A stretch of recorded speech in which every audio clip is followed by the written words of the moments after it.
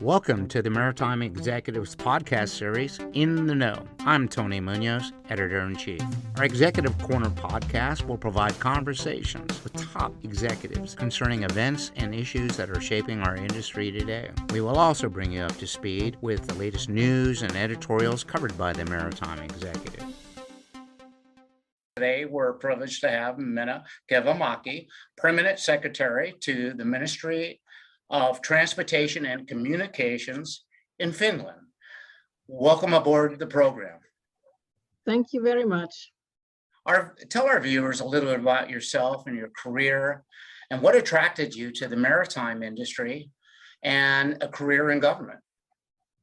Well, I have actually a long career in the government at the moment, and my background as an education is a lawyer. I was specialized in international law. I think that kind of led me to the government job in the first place. But then I think that what motivated me then and still now is that I was very interested in societal questions. I wanted to make the world and the society a little more better place for everybody. And I think that's something that drives the civil servants quite often. And that's my motivation as well. So that just kind of led to it, and then the career in the government has offered many different opportunities to learn things and really to develop myself. So I never left when I got here.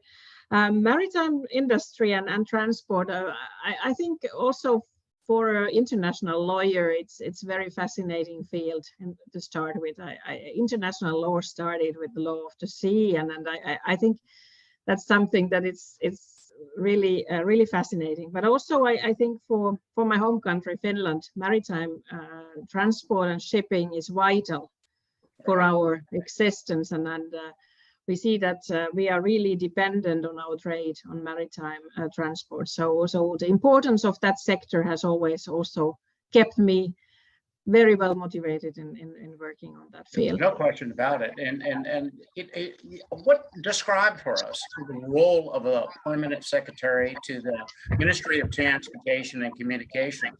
What are your various responsibilities, and what are your various responsibilities first?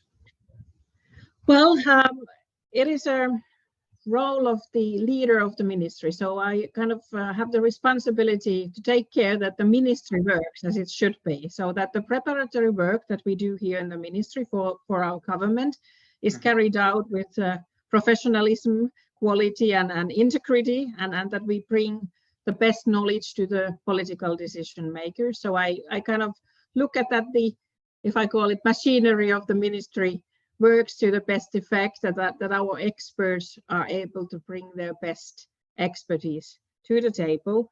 I also, of course, I am responsible for budget, the human resources. So it is a kind of CEO of the ministry, I would say also in that respect. That's quite an outstanding accomplishment. Is it much like the Secretary of Transportation in the United States? Does it have that basic role in your government? Well, it's different because it's not political. So I have a minister which is like kind of more like a political leader that's works in the government, and then the civil servants, we are not politically appointed, and we are like, that's why it's called permanent as well. We are like the that stay in the government, so we are not attached to the government cycles or anything. So it's not a political position. It is the highest ranking civil servant in the ministry. Outstanding. That's a great accomplishment. Finland has a long, illustrious maritime tradition with a lot of world-leading companies like Wärtsilä and Meyer Turkey. How important is this maritime industry to the overall economy of Finland? Well, it's of course very, very important. I think, as I said, shipping as such is something that keeps our economy and society running, actually. But then it's wider than that. The Finnish maritime cluster is really, really wide and growing even deeper and larger. And at the moment, I think it employs directly more than 50,000 persons, and the total turnover is over 14 billion euros. So it's really significant for our economy. But I think it's even, the overall impact is even bigger than that. Shipping, as I said, is a key enabler of Finnish trade and our economy, and then the Finnish maritime cluster is a front runner also of smart solutions and innovations for marine technologies. You mentioned few of the companies there, and they are also global leader in the areas of technology and digitalization. So I think that we also it's very important for our export and really bringing our expertise and solutions to the world. So very, very significant for us. Wärtsilä has been, we had them on our cover probably say 5 or 6 years ago, and it's an amazing corporation. Its global ability and what it brings to the world of maritime and other aspects of the industry is just amazing. Yes, so, we are very proud of our maritime cluster, I have to say. Very proud of it. I too. I've had the opportunity to meet many of the Finnish people that come to shows and everything, and it's truly a maritime nation. I look at it as a maritime nation, no different than Norway or Sweden. It's just but you also border on Russia. Is that correct? Yeah, that's right. Okay. All right, good. I just, I just wanted to say that there is a really strong field of candidates for the IMO Secretary General. And one of them, Cleopatra Dumbrá-Henry from the World Maritime Industry, was on our cover a few years ago. So it's a very strong field. How do you apply for it? Did they nominate you? Do you throw your name in the hat or hat in the ring, as they say here in the States? How does that come about? Well, actually, first of all, I would agree with you that it's a very strong field of candidates, and I'm really honored to be one of them. No, I said they are a really strong field. Yes, exactly. So, and that's good. I think that's excellent for the IMO, and I think it shows what you said, that IMO is really, really respected, and I think that shows the appreciation and respect. The nomination is such that the respective countries, they nominate the candidates. So I'm a candidate of Finland, and all the others from their own member states. So it's really an IMO member state that has that can nominate a candidate. So I was selected from Finland to be nominated as a Finnish candidate. So that's how it works. It is an incredible role, and it represents all of us in the commercial maritime industry and around the world, with so many different programs that impact countries and impact industries, and I wish you well on that. What is the role of the Secretary General, and how long is the term of service? Well, the term is 4 years. 4 years, yes. And the Secretary General is, of course, the leader of the Secretariat. And I think a very critical role for Secretary General is really to make sure that the Secretariat that works for the IMO member states can work with very high professionalism and really to bring the best expertise to the service of the member states of the IMO. So I would think it's a very much the same that the permanent secretary does at the ministry. So you have to kind of be very well attuned to lead an organization that then serves the member states of the IMO that are then the political decision makers in the IMO. So I think that's first of all the very critical role of the Secretary General. But it's not only, of course, that I think it's also that that you can play a big role in leading the IMO's efforts in achieving the goals that the member states set.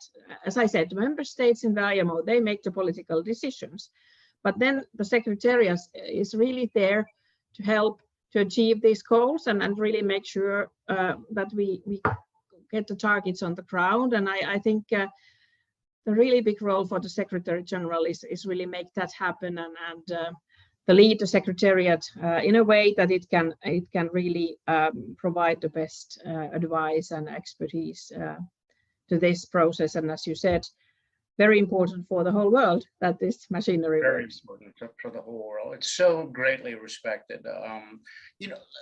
Let me ask you, because you're already well trained in managing transportation and the global community comes out of your country. What are going to be your priorities as Secretary General of the IMO? What are going to be some of the things that you take on and put at the top of your agenda? Well, I think the kind of substantial agenda is set by the member states, and we see that in the maritime field we are really heading towards a very big transformation, I would say. There is a green and digital transformation that we need to head. Then we are also facing the fact that we need to attract skilled and competent people to the maritime trade. I think that's one of the issues. So we have a lot of big issues on our table, and I think the member states, of course, then set the targets and we work for them. But I think one of the priorities for as a Secretary General would really be the kind of upgrade even the talent and the skills and competence of the Secretariat to bring all the advice and data and knowledge-based decision-making tools that the member states will need. Because even after we set the targets for ourselves in the IMO, the hard work is still there to be carried out to really implement everything. And I think there is a huge task ahead of us. And my own priorities would really stem from that. And really, I see that we have a lot of opportunities ahead of us also. We always talk about the challenges they bring, but I think to really get the potential of the shipping industry and maritime industry, I think is something that we can really bring about, and there the Secretariat is there to help, and I think that would also be one of my priorities. I think that the IMO has done remarkable things over the last few decades, so beginning with labor and beginning with, ship accidents and oil spills, and getting involved with every aspect of the commercial shipping industry and other issues and items on a regional basis. But the global community has approximately about 75,000 commercial vessels, and it's really gone through a lot of transformation with STCW and the oil transportation regulations and the decarbonization. Can the Secretary General solve a lot of the issues that you see in front of you? Is it something that by leadership that you can bring the industry to the next level? I mean, is that what your goal is going to be? Well, I think the Secretary General can be a huge support and advocate for this. And as I said, it's very important also to be clear on the roles, so that the IMO is an organization for its member states, and they make the political decisions. But I think the Secretary General has a very, very strong role in helping them to achieve the goals and really to make decisions on the best possible knowledge. And I'm also very proud of IMO. As you said, it's achieved a lot. And I think IMO is very kind of unique in that sense that it is one of the few UN bodies that really brings mandatory regulation to the world. And I've been, I think from 1997, I've been working in the IMO as a delegate, and I've seen the huge development. And it's really that I think we always been able to be up to task. And what I respect very much is that IMO is an expert organization, that we really come there to find solutions together. And on a global level, it's never easy. When you have 175 member states in an organization, it's always a complex task to arrive into the kind of common view and find the solutions. But I think, and you mentioned many of the issues that IMO has achieved, and I think we can still achieve that. And there, the Secretary General and the Secretariat can be a huge support.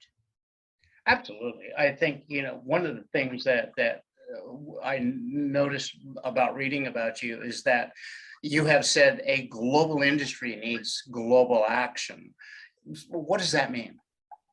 Well, it means, I think you said it already, that of course the industry is huge in global terms, and it doesn't really kind of know boundaries. I think that that the shipping is a worldwide industry that we need to really respect, and it keeps the world's trade flows running as well. So we need global rules for that, and if we are to keep the shipping safe and sustainable, we really need worldwide action.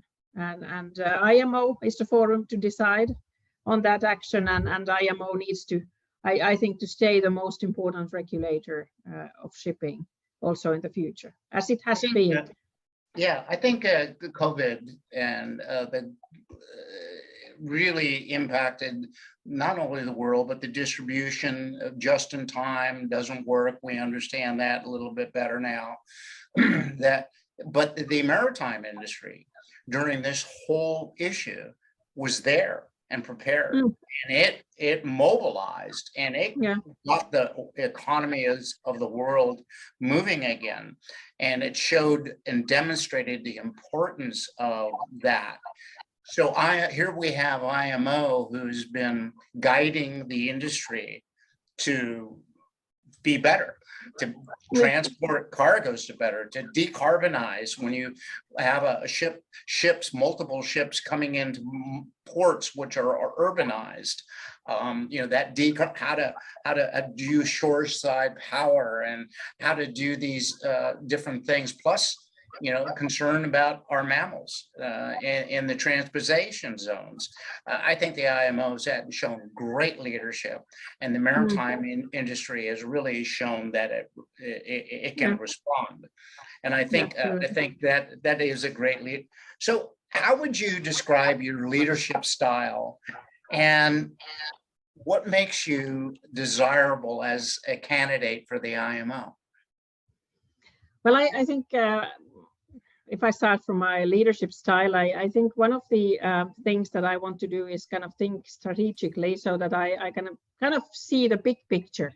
And I think that's very much the role of the head of the organization, the leader of the any organization, to really kind of set the context and see the big picture, so that then you can support to make the work of the experts very meaningful. And I would say my passion is really to work with people, and so I really try to motivate my teams and do my best to really bring out their potential and kind of help them to be the best of themselves. And I think that's something I really strongly believe, that you have to really, as a leader, to enable the people that you are leading to flourish and really to bring their potential out. And I think that's one of my own strengths as a leader so far. On the other side, as you said, what would be the kind of good qualities for a desirable candidate? I think seeing the big picture there is also actually a very important issue. It is really, really vital that the person understands well maritime policy and shipping.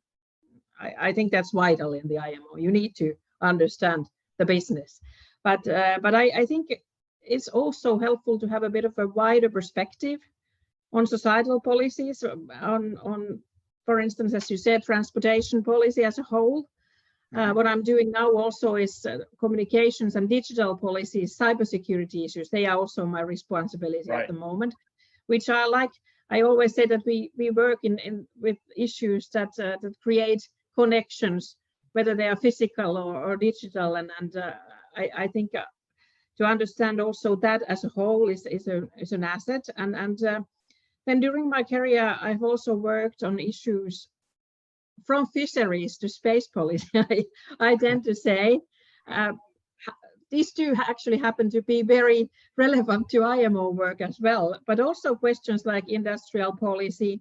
So the kind of the ones that are customers for shipping, and then I worked with on education and skills policies and things like that. So I think this could bring a lot also to the IMO in that sense that I think the challenges we have ahead of us and the transformation ahead of us is something that we need to kind of combine also the kind of combined forces of the UN family and other bodies as well. And I think IMO needs to be really active in cooperating with them. And I think also that IMO's voice need to be heard in the wider UN family of UN bodies. And I think there is a lot of cooperation that we need and actually understanding this bigger picture, also the kind of whole of society, whole of government perspective that I've been doing during my career would be quite helpful in that.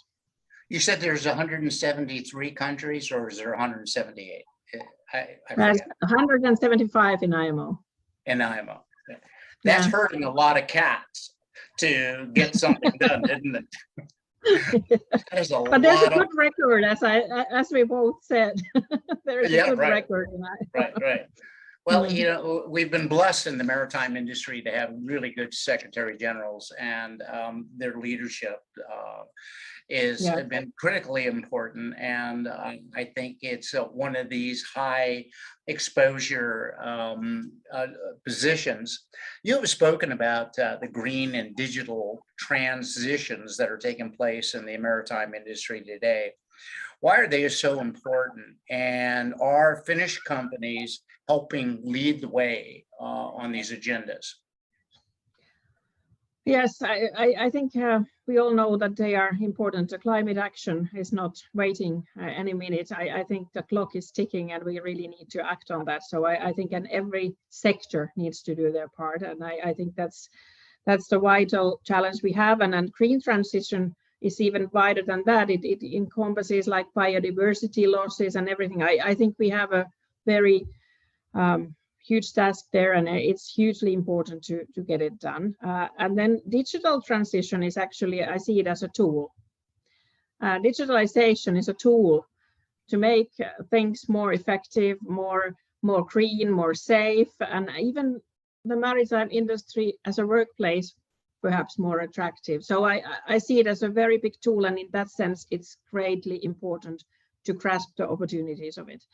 And Finnish companies, yes, they will help. I'm sure they are I think the Finns in general, we are quite technology optimistic, and then we try to bring the solutions to the table. And I think that's valuable.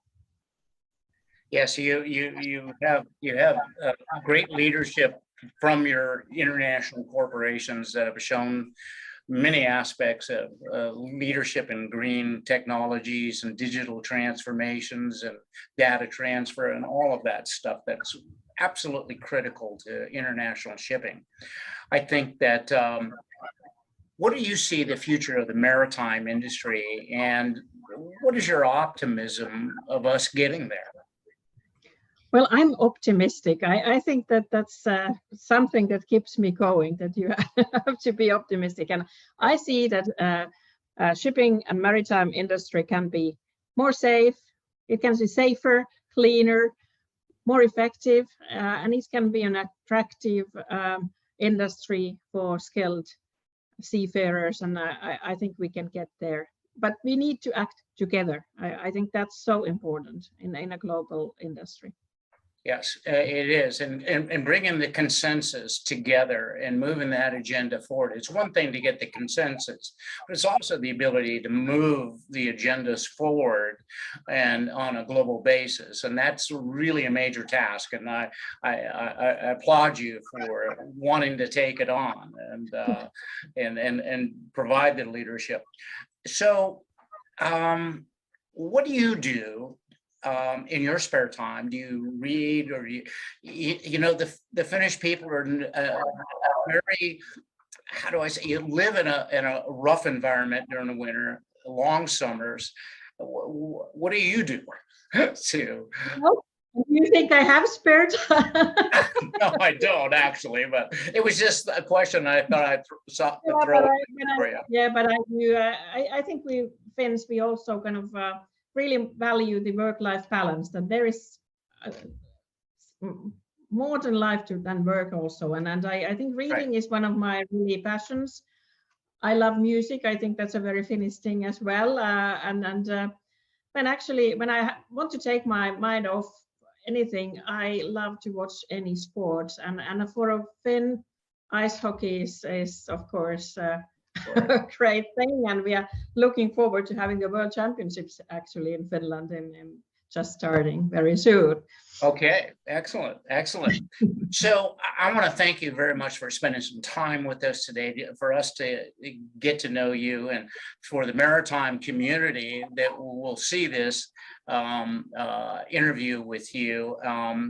Meanwhile, do you have any final thoughts that you'd like to share with our maritime community, which is really, I think they're going to be very interested in learning about you as one of the candidates.